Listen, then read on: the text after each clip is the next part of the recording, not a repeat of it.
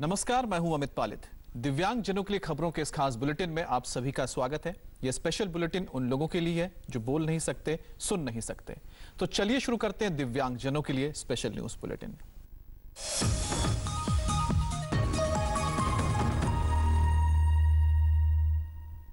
देश में कोरोना का कांटा तेजी के साथ बढ़ रहा है। पिछले 24 घंटे में कोरोना से 50 लोगों की मौत हो गई, जबकि कोरोना के 1383 नए केस सामने आए हैं। इसके बावजूद किलर कोरोना का कहर थमता नजर नहीं आ रहा है। इस रिपोर्ट में देखिए देश के राज्यों और बड़े शहरों का कोरोना मीटर। देश में कोरोना का ग्राफ कितनी तेजी से बढ़ रहा है, इन तस्वीरों से साफ पता चलता है। कोरोना का ऑल इंडिया मीटर 20,000 के पास पहुंच गया है। डराने वाली बात यह है कि भारत में 24 घंटे में कोरोना से 50 लोगों की मौत हो गई, जबकि 1383 नए केस सामने आए। देश में कोरोना के सबसे ज्यादा मामले महाराष्ट्र से सामने आ रहे हैं।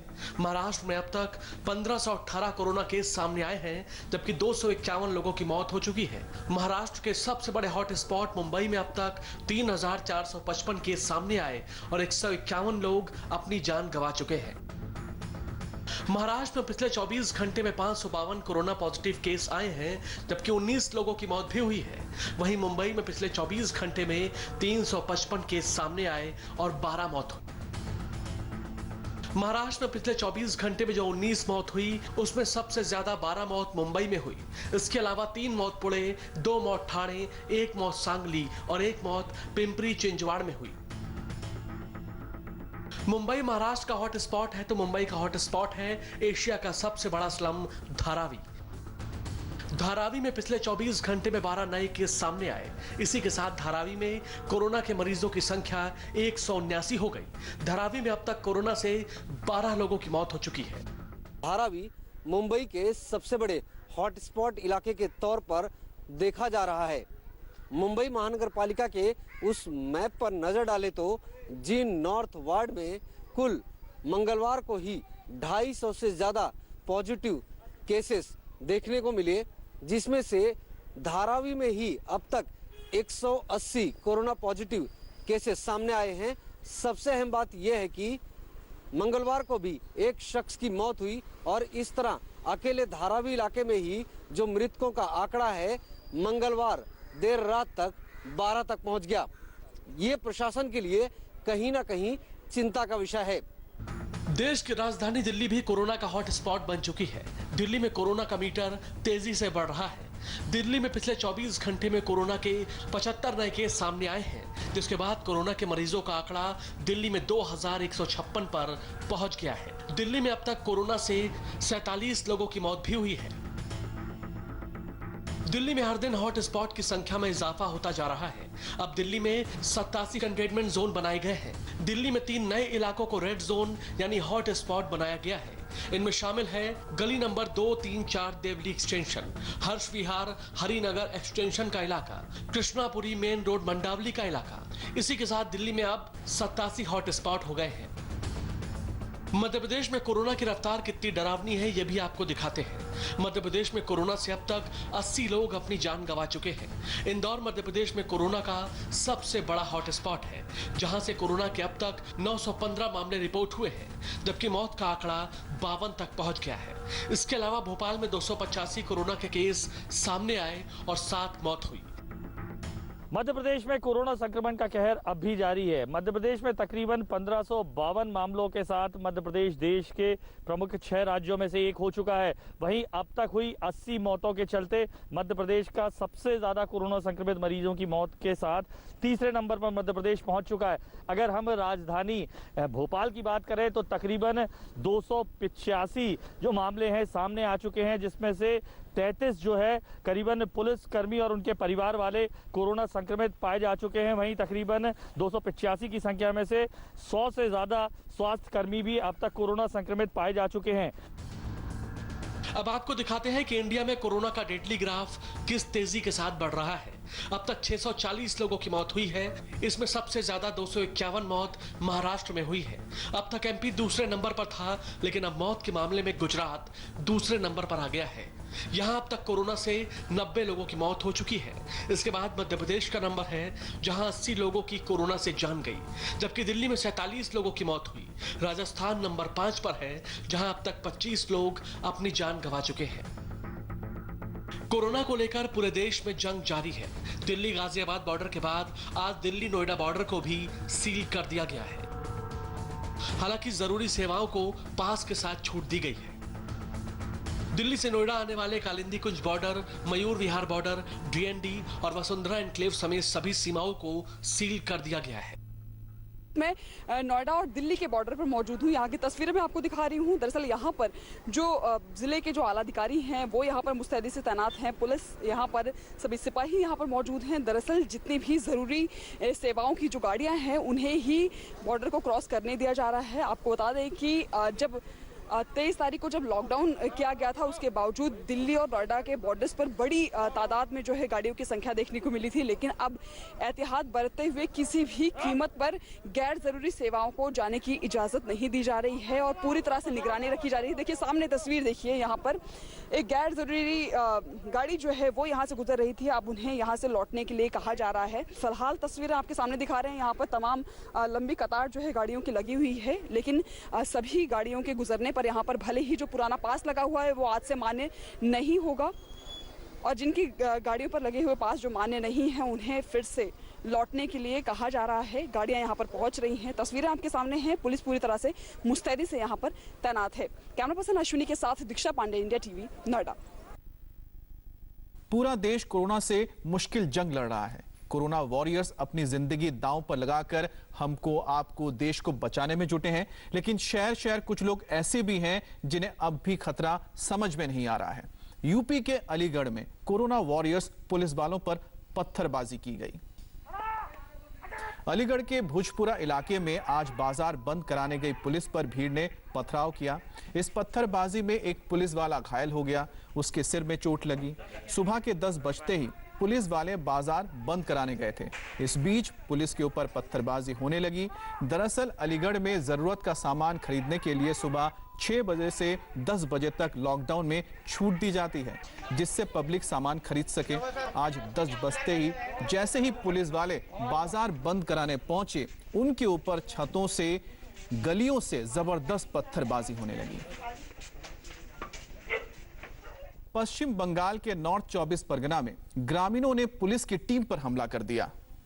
तस्वीरों में देखिए गांव वाले कैसे पुलिस की टीम पर पत्थर और लाठी डंडे से हमला कर रहे हैं, जिसके बाद पुलिस कर्मियों को लाठी चार्ज करना पड़ा। दरअसल खाना और राशन की कमी होने की वजह से गांव वाले विरोध प्रदर्शन कर रहे थे। पुलिस ने जब लोगों को समझाने की कोशिश की तो गांव वालों ने पुलिस टीम पर हमला बोल दिया। इस झड़प में कई पुलिसकर्मी भी घायल हो गए।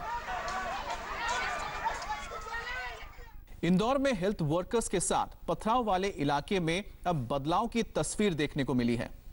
टाट पट्टी बाखल इलाके के 48 लोग जब 14 दिन तक क्वारंटीन में रहने के बाद अपने घर लौटे तो 2 महिला डॉक्टर्स ने उन्हें ठीक उसी जगह खड़े होकर पौधे भेंट किए जहां उन पर 20 दिन पहले पत्थर बरसाए गए थे।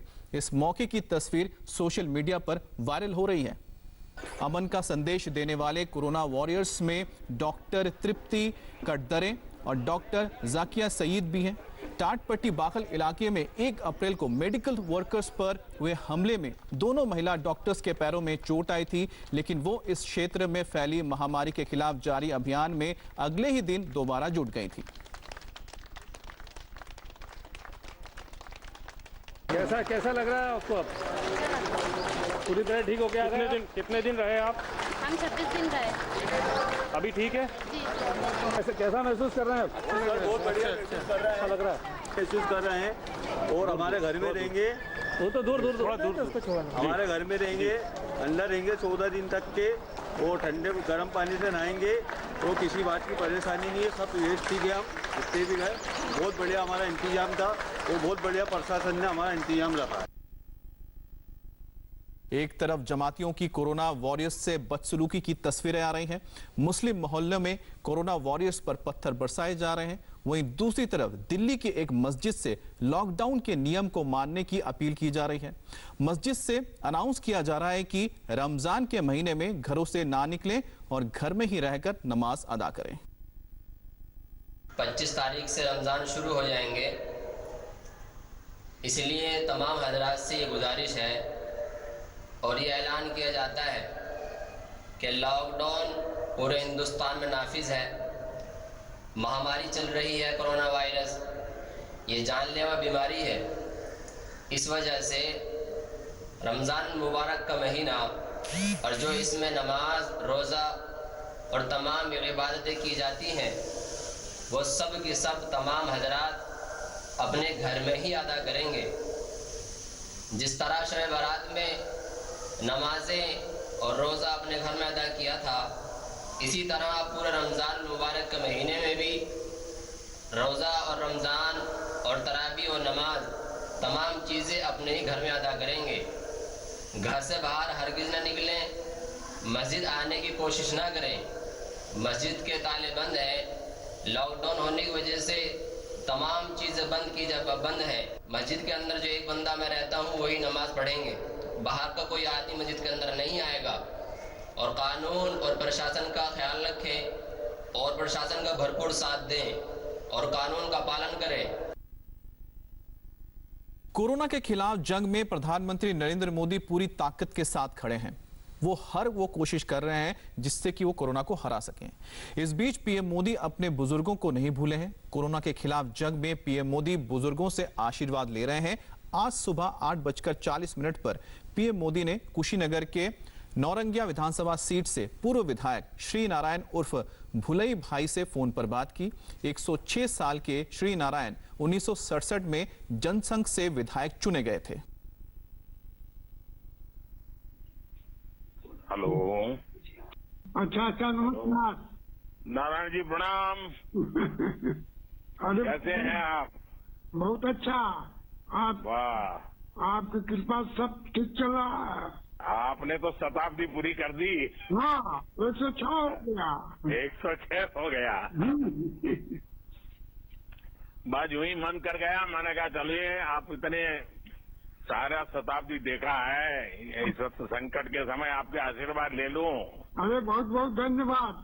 भगवान आप यशस्वी करें और जब तक आप स्वस्थ रहें तब तक आप इस देश का नेतृत्व करें। आपके आशीर्वाद है जी, अच्छा करूं। बस आप लोगों से जो सीखना है जी वो देश के काम आए, बस यही बात है। बहुत अच्छा। लेकिन तबीयत अच्छी रहती है। बहुत अच्छा। चलिए, पांच पीढ़ी देखी होगी नारायण जी आपने। जी बहुत अच्छा। ये परिवार में भी सबको मेरा नमस्कार कहना जी। बहुत साल हो गए आपको देखा नहीं है। हाँ लेकिन मेरा प्रणाम कर दीजिए जी। अच्छा नमस्कार। नमस्कार जी, नमस्कार जी। प्रणाम करता हूँ। नमस्कार जी। नमस्कार। कोरोना वायरस को लेकर केंद्र सरकार और पश्चिम बंगाल की ममता सरकार आमने सामने है। विवाद उठा है केंद्र की इंटर मिनिस्ट्रियल सेंट्रल टीमों को लेकर, जो पश्चिम बंगाल में कोरोना के हालात का जायजा लेने पहुंची। इसी को लेकर ममता सरकार ने केंद्र पर मनमानी करने और टीमें भेजे जाने को लेकर राज्य सरकार को अंधेरे में रखने का आरोप लगाया। खबर आई है कि केंद्र की टीमों को राज्य में जाने और स्वास्थ्य अधिकारियों से मिलने नहीं दिया जा रहा है, जिसके बाद केंद्रीय गृह सचिव ने बंगाल के मुख्य सचिव को चिट्ठी लिखकर आपत्ति जताई। हालांकि अब बंगाल के सचिव की ओर से आश्वासन दिया गया है कि राज्य सरकार की ओर से डिजास्टर मैनेजमेंट एक्ट के सभी नियम कायदों का पालन किया जाएगा। कल शिवराज कैबिनेट की शपथ के बाद आज मंत्रियों को विभागों का भी बंटवारा कर दिया गया है। नरोत्तम मिश्रा को 2 मंत्रालयों की जिम्मेदारी दी गई है। उन्हें गृह और स्वास्थ्य मंत्रालय का जिम्मा दिया गया है। इसके अलावा गोविंद सिंह राजपूत को भी खाद्य आपूर्ति के साथ सहकारिता मंत्रालय की जिम्मेदारी दी गई है। कमल पटेल को कृषि मंत्रालय की जिम्मेदारी और मीना सिंह को आदिम कल्याण मंत्रालय की जिम्मेदारी दी गई है, जबकि तुलसी सिलावट को जल संसाधन मंत्री बनाया गया है। अभी जो विभागों का बंटवारा हमने किया है वो कोविड-19 मतलब कोरोना को ध्यान में रखते हुए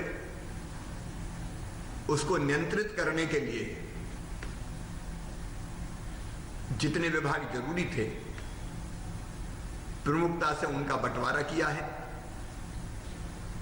जल्दी ही मंत्रिमंडल का विस्तार होगा लॉकडाउन समाप्त होने के बाद।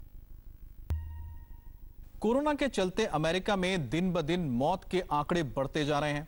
अमेरिकी राष्ट्रपति डोनाल्ड ट्रंप बेहद परेशान हैं। तो वहीं कोरोना वायरस की रोकथाम में भारत के प्रधानमंत्री नरेंद्र मोदी दुनिया में सबसे लोकप्रिय नेता बने हैं। अमेरिकी data research company morning consult ने किस देश के राष्ट्राध्यक्ष कोरोना से कितने कारगर तरीके से अपने देश में निपट रहे हैं, इस पर एक सर्वे किया। सर्वे में 10 देशों के राष्ट्राध्यक्षों को पछाड़कर भारत के प्रधानमंत्री नरेंद्र मोदी ने नंबर 1 स्थान हासिल किया। पूरी दुनिया में कोरोना का कहर जारी है। भारत समेत पूरी दुनिया में लाखों की संख्या में लोग इस खतरनाक वायरस की चपेट में आए हैं। सबसे ज्यादा डराने वाली खबरें अमेरिका से लगातार आ रही हैं। अमेरिका इस वक्त पूरी दुनिया का कोरोना हॉटस्पॉट बन चुका है। अमेरिका में अब तक कोरोना से 45,000 से ज्यादा लोगों की मौत हो चुकी है, जबकि वहां 8 लाख से ज्यादा कोरोना पॉजिटिव केस है। कोरोना के खिलाफ इस जंग में अमेरिका ने सरेंडर कर दिया है। बीते 24 घंटे में अमेरिका में 2,804 लोगों ने दम तोड़ दिया है। कोरोना के खिलाफ मौत के मामले में अमेरिका का ग्राफ बढ़ता ही जा रहा है। बीते 4 दिनों के आंकड़ों पर गौर करें तो हर दिन मरने वालों का आंकड़ा 2000 के करीब है। ऐसे में सबसे बड़ा सवाल है कि क्या कोरोना ने अमेरिका की कमर तोड़ दी है? क्या कोरोना के चलते बौखला गए हैं अमेरिकी राष्ट्रपति? Trump did a terrible job, terrible, because that's their soundbite. That's the political soundbite. और क्या ट्रंप ने कोरोना महामारी से हार मान ली है? ये सारे सवाल अब अमेरिकी राष्ट्रपति डोनाल्ड ट्रंप के गले की हड्डी बन गई है। फिर भी ट्रंप सीना ठोक कर कहते हैं कि अमेरिका में कोरोना को लेकर अब तक जो हुआ वो सराहने योग्य है। They know the great job we've done. अमेरिकी राष्ट्रपति ट्रंप की वो पुरानी रौब और ठसक काफूर हो चुकी है। वजह है कोरोना वायरस, जिसने अमेरिका की कमर तोड़कर रख दी है।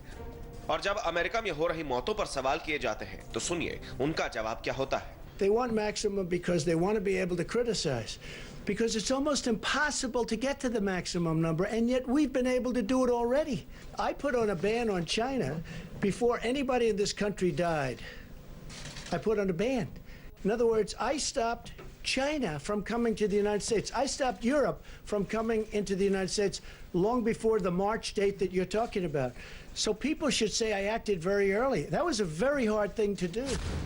अमेरिकी राष्ट्रपति को रडार पर लेने के पीछे की बड़ी वजह अमेरिका में हर दिन कोरोना के तेजी से बढ़ते आंकड़े हैं, जो सबको हैरान कर रहे हैं। दुनिया भर में कोरोना संक्रमितों का कुल आंकड़ा 25.5 लाख के करीब पहुंच चुका है, जिसमें अमेरिका अब भी नंबर 1 पर है। यानी दुनिया में सबसे ज्यादा कोरोना के मरीज अमेरिका में ही है। अब जरा आप दुनिया भर में कोरोना के बढ़ते ग्राफ पर नजर डालिए। अमेरिका में मंगलवार को 1,87,000 से ज्यादा कोरोना के नए मामले सामने आए, जिसके बाद वहां कुल कोरोना संक्रमितों की संख्या 8,11,000 को पार कर चुकी है और मौत का आंकड़ा 44,700 के पार पहुंच चुका है। स्पेन में कोरोना के 2,04,000 से ज्यादा संक्रमित केस हैं। मौत का आंकड़ा 21,200 के पार पहुंच चुका है। इटली में 1,84,000 लोगों में कोरोना वायरस है, जिसके चलते 24,600 से ज्यादा लोग अपनी जान गंवा चुके हैं। फ्रांस में कोरोना संक्रमितों का आंकड़ा 1,58,000 के पार पहुंच चुका है और मरने वालों की संख्या 20,700 के पार है। फिलहाल इस खास बुलेटिन में इतना ही। कल हम फिर इसी समय दिव्यांग जनों के लिए लेकर आएंगे ये स्पेशल न्यूज बुलेटिन।